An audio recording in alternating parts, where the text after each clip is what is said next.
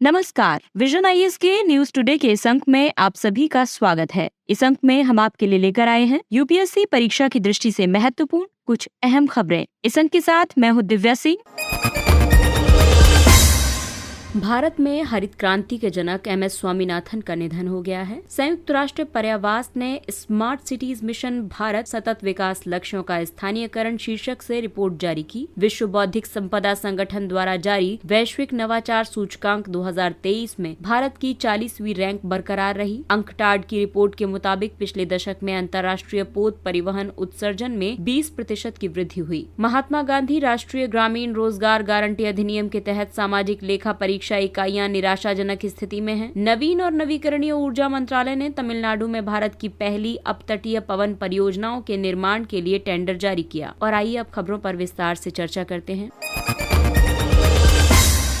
भारत में हरित क्रांति लाने वाले यानी कि हरित क्रांति के जनक एमएस स्वामीनाथन का निधन हो गया है। मनकोम्बू संबासिवन स्वामीनाथन, जिन्हें हम एमएस स्वामीनाथन के नाम से जानते हैं, उनका जन्म 1925 में तमिलनाडु के तंजावुर जिले में हुआ था। उन्हें 1971 में रेमन मैगसेसे पुरस्कार, वर्ष 1994 में यूएनईपी सासाकावा पर्यावरण पुरस्कार और वर्ष 1999 में यूनेस्को गांधी स्वर्ण पदक से सम्मानित किया गया था। वे 1980 से 82 तक योजना आयोग के सदस्य रहे और अंतर्राष्ट्रीय चावल अनुसंधान संस्थान के महानिदेशक भी रहे। आपको बता दें कि अंतर्राष्ट्रीय चावल अनुसंधान संस्थान का मुख्यालय फिलीपींस में है। एमएस स्वामीनाथन दूरदर्शी, वैज्ञानिक दृष्टिकोण, नेतृत्वकर्ता और बेहद मेहनती व्यक्ति थे। कृषि के क्षेत्र में उनका अभूतपूर्व योगदान रहा है। उन्हें भारत की हरित क्रांति के वास्तुकार के रूप में जाना जाता है। हरित क्रांति 1965 में शुरू हुई थी। उन्होंने समकालीन पद्धतियों और उपकरणों का उपयोग करके कृषि उत्पादन को बढ़ावा देने पर बल दिया था। हरित क्रांति के घटक रहे अधिक उपज देने वाले किस्म के बीजों का उपयोग, उर्वरकों का उपयोग, खेतों का मशीनीकरण और कृषि मूल्य को प्रोत्साहन। उन्होंने नॉर्मन बोरलॉग के साथ मिलकर गेहूं की उच्च उपज वाली किस्मों के बीज विकसित किए थे। नॉर्मन बोरलॉग को गेहूं की फसल पर शोध के लिए नोबेल शांति पुरस्कार दिया गया था। उन्होंने राष्ट्रीय किसान आयोग की अध्यक्षता की थी। तब आयोग द्वारा एक रिपोर्ट प्रस्तुत की गई थी जिसे स्वामीनाथन रिपोर्ट के रूप में जाना जाता है। इसमें भारत में कृषि प्रणालियों की उत्पादकता, लाभप्रदता और संधारणीयता बढ़ाने के तरीकों को वर्णित किया गया था। आयोग ने सिफारिश की थी कि न्यूनतम समर्थन मूल्य, औसत उत्पादन लागत, इसमें पूंजी की इनपुट लागत प्लस भूमि का किराया, एमएसपी इससे 50% ज्यादा होना चाहिए। हरित क्रांति का लाभ ये हुआ कि अधिक खाद्यान्न उत्पादन से भारत खाद्यान्न में आत्मनिर्भर हो गया। मौसम में बदलावों के बावजूद भी लगातार उच्च उपज प्राप्त हुई और उन्नत किस्मों का उत्पादन हुआ। लेकिन हरित क्रांति के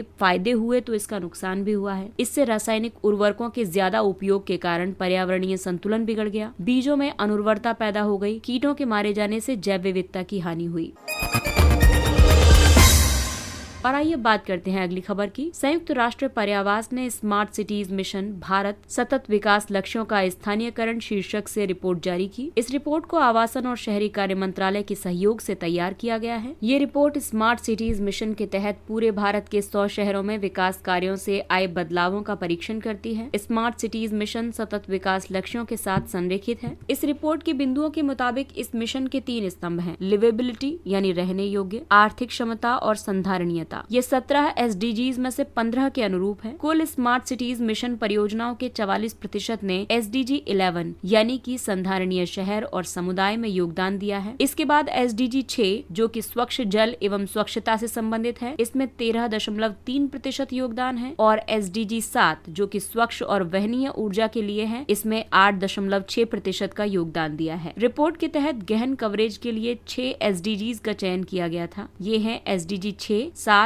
और 8, जिसमें गरिमापूर्ण कार्य और आर्थिक समृद्धि है। SDG 9 के तहत उद्योग, नवाचार एवं संरचना शामिल है। SDG 11 और 17 लक्ष्यों की प्राप्ति के लिए साझेदारी के लिए हैं। SDG के स्थानीयकरण के तहत रणनीतियों को स्थानीय स्तर पर परिभाषित किया जाता है, साथ ही स्थानीय स्तर पर उनका क्रियान्वयन और निगरानी की जाती है। इस तरीके से सतत विकास के वैश्विक, राष्ट्रीय और उपराष्ट्रीय लक्ष्यों एवं उपलक्ष्यों को प्राप्त करना संभव होता है। स्थानीयकरण इस बात से संबंधित है कि सतत विकास लक्ष्य किस प्रकार से स्थानीय विकास की नीति के लिए एक रूपरेखा प्रदान कर सकते हैं। सतत विकास लक्ष्यों के अनुपालन में स्मार्ट सिटीज मिशन परियोजनाओं का काफी योगदान है। SDG 6 जलापूर्ति नेटवर्क की सेंसर आधारित निगरानी की वजह से अहमदाबाद में रिसाव का पता लगाकर प्रतिदिन 50 मिलियन लीटर की अतिरिक्त जलापूर्ति सुनिश्चित की जा सकती है। वहीं SDG 7 के तहत विशाखापत्तनम में मुदासरलोवा जलाशय फ्लोटिंग सोलर प्लांट से 3613 मेगावाट आवर का वार्षिक बिजली उत्पादन हुआ। इससे 3000 टन से ज्यादा कार्बन डाइऑक्साइड का उत्सर्जन रोका गया। स्मार्ट सिटीज मिशन को 2015 में लॉन्च किया गया था। ये एक तरह की केंद्र प्रायोजित योजना है। इसका नोडल मंत्रालय है आवासन और शहरी कार्य मंत्रालय। इसका उद्देश्य है ऐसे शहरों को बढ़ावा देना जो मुख्य अवसंरचना तथा स्वच्छ और सतत वातावरण प्रदान करते हों, साथ ही स्मार्ट समाधानों के माध्यम से अपने नागरिकों को गुणवत्ता युक्त गरिमापूर्ण जीवन प्रदान करते हों। स्मार्ट सिटीज के 6 मूलभूत सिद्धांत हैं। एक है योजना के केंद्र में समुदाय, दूसरा है कम संसाधनों से ज्यादा परिणाम प्राप्त करना, इसके अलावा सहकारी और प्रतिस्पर्धी संघवाद, एकीकरण, नवाचार और सततता तथा प्रौद्योगिकी साधन के रूप में न कि लक्ष्य के रूप में, और अभिसरण यानी कन्वर्जेंस।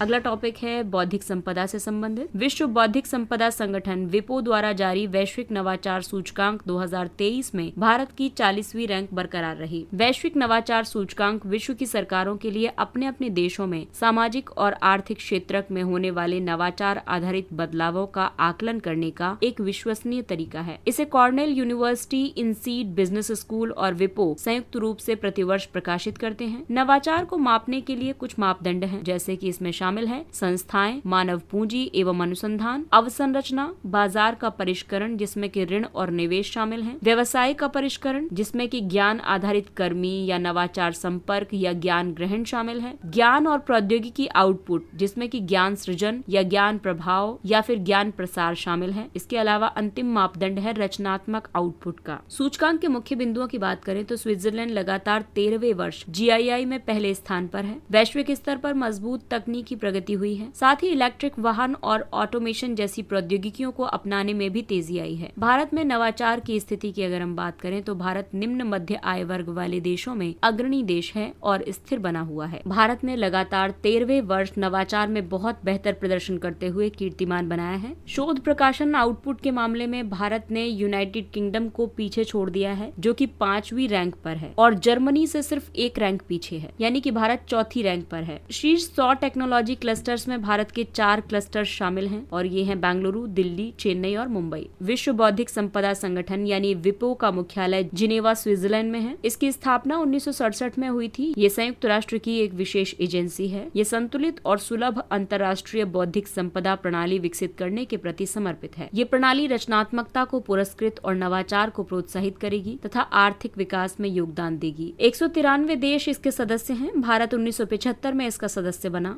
इस संगठन में महासभा और समन्वय समिति होती है। विश्व बौद्धिक संपदा संगठन की 3 संधियां हैं। भारत तीनों का हस्ताक्षर करता है। ये 3 संधियां हैं: औद्योगिक संपदा की सुरक्षा के लिए पेरिस कन्वेंशन 1998, साहित्यिक और कलात्मक कार्यों के संरक्षण के लिए बर्ने कन्वेंशन 1928 और पेटेंट सहयोग संधि 1998। अगली खबर नवीकरणीय ऊर्जा से संबंधित है। नवीन और नवीकरणीय ऊर्जा मंत्रालय ने तमिलनाडु में भारत की पहली अपतटीय पवन परियोजनाओं के निर्माण के लिए टेंडर जारी किया। Ministry of new and renewable energy ने बोली प्रक्रिया के लिए राष्ट्रीय पवन ऊर्जा संस्थान को नोडल एजेंसी के रूप में नामित किया है। MNRE ने बोली प्रक्रिया के लिए 3 मॉडल्स का सुझाव दिया है। मॉडल A के तहत सरकार व्यवहार्यता अंतराल वित्त पोषण यानी VGF प्रदान करेगी। मॉडल B के तहत चिन्हित साइट्स को बिना किसी केंद्रीय वित्तीय सहायता के पट्टे पर दिया जाएगा। अपतटीय पवन परियोजनाओं के पहले सेट में मॉडल B के तहत बोली आमंत्रित की जाएगी और मॉडल C में पवन ऊर्जा साइट्स को पट्टा या आवंटन शुल्क या फिर राजस्व साझाकरण के आधार पर बोली प्रक्रिया के माध्यम से प्रदान किया जाएगा। भारत की 7600 किलोमीटर लंबी समुद्र तट रेखा में अपतटीय पवन ऊर्जा से लगभग 140 गीगावाट बिजली उत्पादित करने की क्षमता है। MNRE ने 2030 तक 30 गीगावाट अपतटीय पवन ऊर्जा इकाइयों की स्थापना का लक्ष्य रखा है। है। अपतटीय पवन ऊर्जा का मतलब है समुद्र तट पर बहने वाली पवन से बिजली का उत्पादन करना। अपतटीय पवन ऊर्जा का लाभ ये होगा कि अपतटीय पवन टरबाइन अधिक दक्ष होते हैं, परियोजनाओं के लिए ज्यादा भूमि उपलब्ध होती है और भौतिक अवरोध भी कम होता है। हालांकि पवन ऊर्जा के दोहन में कई मुख्य चुनौतियां हैं, जैसे कि आर्थिक चुनौती है क्योंकि ये उच्च पूंजीगत और परिचालन संबंधी व्यय वाली होती है। इसके अलावा समर्पित आपूर्ति श्रृंखला की कमी होती है। इसमें सामाजिक पर्यावरणीय दृष्टि से देखें तो समुद्री जीवों, पोत परिवहन आदि पर संभावित प्रभाव हैं इसके अलावा विनियामक चुनौतियां भी हैं, जैसे कि अपतटीय ऊर्जा के लिए ठोस अवसंरचना की कमी है। समुद्री राष्ट्रीय उद्यान और अभ्यारण्य क्षेत्रों संबंधी विनियामकीय बाधाएं हैं। अपतटीय पवन ऊर्जा के लिए कई पहलें आरंभ की गई, जैसे कि राष्ट्रीय अपतटीय पवन ऊर्जा नीति 2015 लागू की गई। यूरोपीय संघ के साथ global collaboration on facilitating offshore wind energy in India यानी फोविंड पहल शुरू की गई। और अब बात करते हैं मनरेगा की। भारत सरकार की बहुत ही महत्वाकांक्षी परियोजना मनरेगा। तो मनरेगा के तहत सामाजिक लेखा परीक्षा इकाइयां निराशाजनक स्थिति में हैं। ग्रामीण विकास मंत्रालय ने इस तथ्य को प्रकट किया है कि सामाजिक लेखा परीक्षा इकाइयों के पास धन की कमी है, साथ ही उनके पास प्रशिक्षित या पर्याप्त कर्मचारी भी नहीं है। इन सामाजिक लेखा परीक्षा इकाइयों का कार्य अनियमितता के किसी भी मामले का पता लगाना है। सोशल ऑडिट यूनिट्स की स्थापना मनरेगा योजनाओं के लेखा परीक्षा नियम 2011 के अनुसार की गई है। इनका कार्य ग्राम सभा द्वारा सामाजिक लेखा परीक्षा को सुविधाजनक बनाना है। अब तक लेखा परीक्षकों द्वारा चिन्हित राशि का 14% से भी कम वसूल किया जा सका है। सामाजिक लेखा परीक्षा एक ऐसी प्रक्रिया है जिसमें विकास पहलों के लिए सार्वजनिक एजेंसियों द्वारा उपयोग किए जाने वाले संसाधनों का विवरण लोगों के साथ साझा किया जाता है। ये लोगों को जवाबदेही और पारदर्शिता सुनिश्चित करवाने में सक्षम बनाती है, साथ ही उन्हें विकास पहलों की जाँच करने का अवसर प्रदान करती है। मनरेगा की शुरुआत 2005 में की गई थी। ये योजना एक वित्तीय वर्ष में उस ग्रामीण परिवार को 100 दिनों के मजदूरी आधारित रोजगार की गारंटी देती है जिसका वयस्क सदस्य यानी कि 18 वर्ष से ऊपर का व्यक्ति खुद अपनी मर्जी से अकुशल शारीरिक श्रम करने का इच्छुक होता है। सूखा या प्राकृतिक आपदा अधिसूचित ग्रामीण क्षेत्रों में 100 दिनों की अवधि को 150 दिनों तक बढ़ाया जा सकता है। मनरेगा के कार्यान्वयन में कई चुनौतियां हैं क्योंकि कई राज्यों में मनरेगा मजदूरी दरें संबंधित राज्य की न्यूनतम मजदूरी दर से भी कम है। अपर्याप्त बजट आवंटन और नियमित भुगतान में देरी की समस्या विद्यमान है। फर्जी जॉब कार्ड्स और व्यापक भ्रष्टाचार आदि मुद्दे भी मौजूद हैं।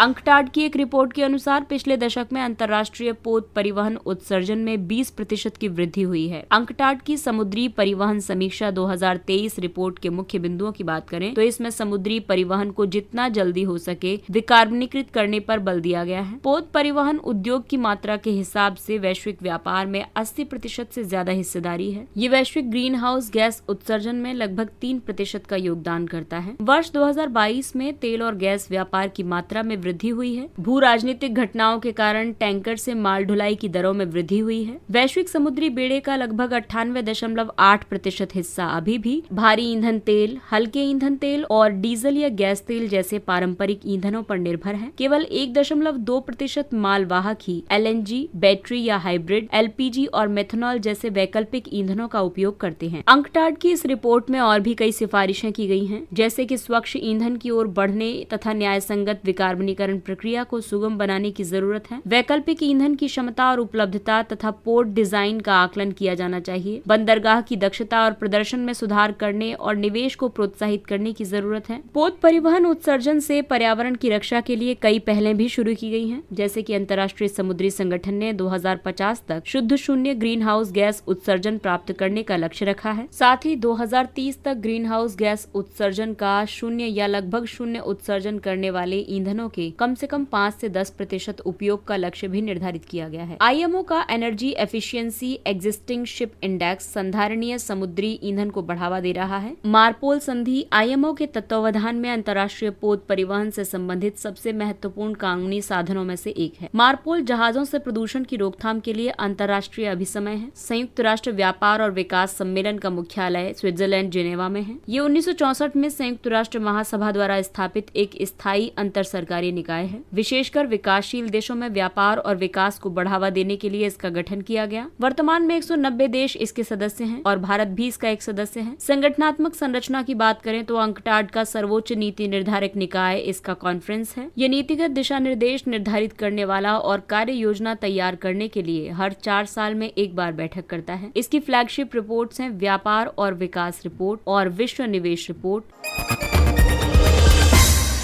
और आइए अब बात करते हैं कुछ अन्य महत्वपूर्ण सुर्खियों की। हाल ही में ट्राई ने ओवर दी टॉप संचार सेवाओं के लिए विनियामक तंत्र और OTT सेवाओं पर चयनात्मक प्रतिबंध के संबंध में एक परामर्श पत्र जारी किया है और इसके चलते फिर से नेट न्यूट्रलिटी को लेकर के बहस छिड़ गई है। नेट न्यूट्रलिटी सभी ऑनलाइन कंटेंट और सेवाओं के लिए एक मुक्त और समान अवसर की वकालत करने वाला सिद्धांत है। ये सिद्धांत ये सुनिश्चित करता है कि इंटरनेट सेवा प्रदाता कंटेंट उनके स्रोत या उनके गंतव्य के आधार पर भेदभाव किए बिना या अलग अलग शुल्क लिए बिना सभी के साथ एक समान व्यवहार करें। दूरसंचार विभाग ने 2018 में नेट न्यूट्रलिटी पर विनियामकीय फ्रेमवर्क जारी किया था। ये कुछ अपवादों के साथ भेदभाव नहीं करने के सिद्धांत का समर्थन करता है। अगला टॉपिक है सोनो बॉयज। भारतीय नौसेना ने MQ-9B सी गार्जियन ड्रोन को सोनो बॉयज से लैस करने की योजना बनाई है। सोनो बॉयज एक छोटा उपकरण है। इसका उपयोग पानी के अंदर ध्वनि का पता लगाने के लिए किया जाता है। इसमें हाइड्रोफोन लगे होते हैं जो पानी के अंदर ध्वनियों का पता लगाते हैं। ये विशेषकर पनडुब्बियों द्वारा उत्पन्न की जाने वाली ध्वनियों का पता लगाते हैं। इन उपकरणों को विमान या जहाजों से लगाया जाता है। ये रियल टाइम आधार पर ध्वनि संबंधी डेटा को प्रसारित करते हैं। इससे दुश्मनों की पनडुब्बी से संभावित खतरों का पता लगाने में मदद मिलेगी। अगला टॉपिक है सेल ब्रॉडकास्ट अलर्ट सिस्टम। दूरसंचार विभाग राष्ट्रीय आपदा प्रबंधन प्राधिकरण के साथ मिलकर CBAS का परीक्षण करेगा, जिसका उद्देश्य आपदाओं के दौरान आपातकालीन संचार प्रणाली को मजबूत करना और नागरिकों की सुरक्षा एवं कल्याण को प्राथमिकता देना है। CBAS यानी सेल ब्रॉडकास्टिंग अलर्ट सिस्टम एक अत्याधुनिक प्रौद्योगिकी है। इसका उपयोग बहुत महत्वपूर्ण और कुछ समय के लिए अधिक प्रासंगिक आपदा प्रबंधन संदेशों को प्रसारित करने के लिए किया जाता है। ये संदेश निर्धारित भौगोलिक क्षेत्रों में स्थित सभी मोबाइल उपकरणों पर भेजे जाते हैं, भले ही संदेश प्राप्त करने वाला उस क्षेत्र का स्थानीय निवासी हो या बाहरी व्यक्ति हो। सरकारी एजेंसियों और आपातकालीन सेवा प्रदाता संस्थाएं जनता को किसी खतरे की आशंका के बारे में सूचित करने और गंभीर परिस्थितियों में अपडेट करने के लिए सेल ब्रॉडकास्ट का उपयोग करेंगे।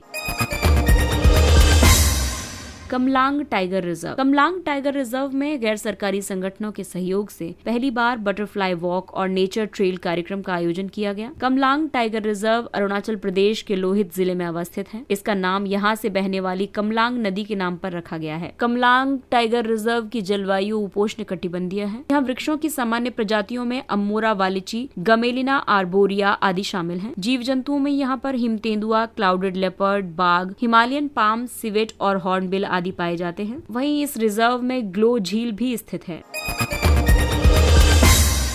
मेनिस मिस्टीरिया पेंगोलिन की नई खोजी गई प्रजाति। वैज्ञानिकों ने अत्यधिक संकटग्रस्त पेंगोलिन की एक नई प्रजाति की खोज की है। ये पृथ्वी पर पाए जाने वाला एकमात्र स्तनधारी है जो पूरी तरह से शल्कों से ढका हुआ है। अफ्रीका में इसकी 4 प्रजातियां पाई जाती हैं: काले पेट वाला पेंगोलिन, सफेद पेट वाला पेंगोलिन, विशाल ग्राउंड पेंगोलिन और टेमिक ग्राउंड पेंगोलिन। एशिया में इसकी 4 प्रजातियां पाई जाती हैं: भारतीय पेंगोलिन, फिलीपीन पेंगोलिन, सुंडा पेंगोलिन और चीनी पेंगोलिन। IUCN ने चीनी, फिलीपीन और सुंडा पेंगोलिन को IUCN की लाल सूची की क्रिटिकल एंडेंजर्ड श्रेणी में रखा है। भारतीय पेंगोलिन वन्यजीव संरक्षण अधिनियम 1972 की अनुसूची 1 में सूचीबद्ध है। वहीं IUCN की लाल सूची में इसे एंडेंजर्ड की सूची में रखा गया है।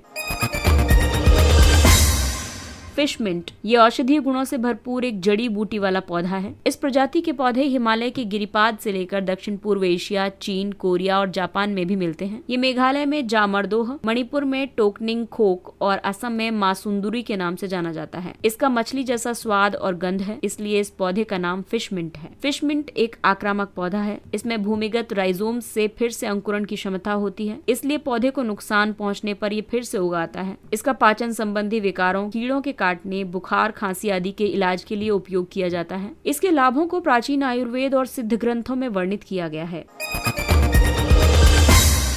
अगला टॉपिक है वैश्विक आतंकवाद सूचकांक। इस सूचकांक को Institute for Economics and Peace जारी करता है। आतंकवाद के प्रभाव के आधार पर सूचकांक में 163 देशों को रैंक प्रदान की गई है। इसमें संकेतक है आतंकवाद की घटनाओं की संख्या और इनमें हताहतों, घायलों और बंधकों की संख्या। वैश्विक आतंकवाद सूचकांक 2023 के मुख्य बिंदुओं में ये कहा गया है कि इस्लामिक स्टेट और उसके गठबंधन 2022 में दुनिया के सबसे घातक आतंकवादी समूह बने रहे। आतंकवाद से प्रभावित देशों की सूची में अफगानिस्तान शीर्ष स्थान पर बरकरार है। सूचकांक में भारत 13वें स्थान पर है। पिछले वर्ष की तुलना में भारत की रैंकिंग में मामूली गिरावट दर्ज की गई है। अगला टॉपिक है स्पेक्स 2030 पहल। ये विश्व स्वास्थ्य संगठन की एक वैश्विक पहल है। ये दृष्टि बाधा और दृष्टिहीनता से जुड़ी समस्याओं को दूर करने पर केंद्रित है। इसका लक्ष्य दृष्टि बाधा और दृष्टिहीनता से ग्रस्त सभी लोगों की आंखों की देखभाल एवं उपचार तक पहुंच सुनिश्चित करना है। इसका उद्देश्य है चश्मा लगाने वाले लोगों की संख्या की रिपोर्टिंग करना। इसमें भारत की भूमिका ये है कि भारत में 10 करोड़ से ज्यादा लोग ऐसे हैं जिन्हें आंखों की देखभाल और चश्मे की जरूरत है, लेकिन वे इनसे वंचित हैं। स्पेक्स 2030 पहल इस समस्या को दूर करने में मदद करेगी। और आइए अब आपको बताते हैं दृष्टि दोषों के बारे में। निकट दृष्टि दोष यानी मायोपिया, इसे अवतल लेंस से ठीक किया जा सकता है। दूसरा है दूर दृष्टि दोष, जिसे हाइपरमेट्रोपिया कहा जाता है। इसे उत्तल लेंस यानी कॉन्वेक्स लेंस द्वारा ठीक किया जा सकता है। और तीसरा है प्रेस बायोपिया, ये पास की वस्तुओं पर ध्यान केंद्रित करने की आंख की क्षमता का धीरे धीरे कम होना है। इसे बाइफोकल लेंस द्वारा ठीक किया जाता है। रफ डायमंड, रत्न और आभूषण निर्यात संवर्धन परिषद ने हीरे से संबंधित उद्योगों से रफ डायमंड का आयात बंद करने की अपील की है। रत्न और आभूषण निर्यात संवर्धन परिषद GJEPC भारत से रत्न और आभूषण के निर्यात के आधार पर समृद्धि को बढ़ावा देने वाली शीर्ष संस्था है। इसका मुख्यालय मुंबई में है। रफ डायमंड उन हीरों को कहते हैं जो पृथ्वी से निकाले जाने के बाद भी अपनी प्राकृतिक अवस्था में होते हैं। इन्हें पॉलिश किए गए हीरे की श्रेणियों की तरह ही इनके क्रिस्टलीय गुणों के अनुसार समूहों में वर्गीकृत किया जाता है। इनका आकृति, आकार, गुणवत्ता और रंग के आधार पर वर्गीकरण किया जाता है।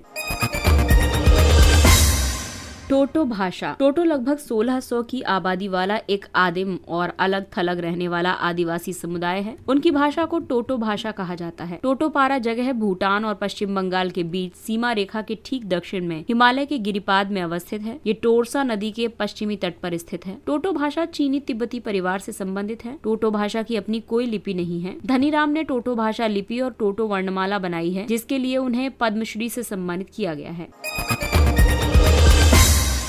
और आइए बात करते हैं सुर्खियों में रहे व्यक्तित्व के बारे में। भगत सिंह। 28 सितंबर को भगत सिंह का जन्म ब्रिटिश कालीन पंजाब के बंगा गांव में हुआ था, जो कि अब पाकिस्तान में है। यूरोपीय राष्ट्रवादी आंदोलनों से प्रेरित होकर उन्होंने 1925 में नौजवान भारत सभा का गठन किया था। भगत सिंह को लाहौर षड्यंत्र केस में गिरफ्तार किया गया था। उन पर JP सैंडर्स की हत्या का आरोप लगाया गया था। वर्ष 1929 में उन्होंने बटुकेश्वर दत्त के साथ मिलकर दिल्ली में सेंट्रल असेंबली हॉल में बम फेंका था और इंकलाब जिंदाबाद के नारे लगाए थे। ये बम सार्वजनिक सुरक्षा विधेयक यानी पब्लिक सेफ्टी बिल और व्यापार विवाद विधेयक का विरोध करने के लिए फेंका गया था। भगत सिंह की पुस्तकें हैं मैं नास्तिक क्यों हूँ और जेल डायरी। भगत सिंह क्रांतिकारी, समाजवादी और धर्मनिरपेक्ष विचारधारा के थे। वे बलिदान, साहस और वीरता की प्रतिमूर्ति थे। इसके साथ ही ये अंक समाप्त होता है। अगले अंक में फिर मुलाकात होगी कुछ अन्य महत्वपूर्ण खबरों के साथ। तब तक अपने लक्ष्य के लिए तत्पर रहिए और अगर आपको हमारा कंटेंट अच्छा लगता है तो इसे लाइक, सब्सक्राइब और शेयर जरूर करें। और अब हमें यानी विजन IAS की पूरी टीम को दीजिए इजाजत।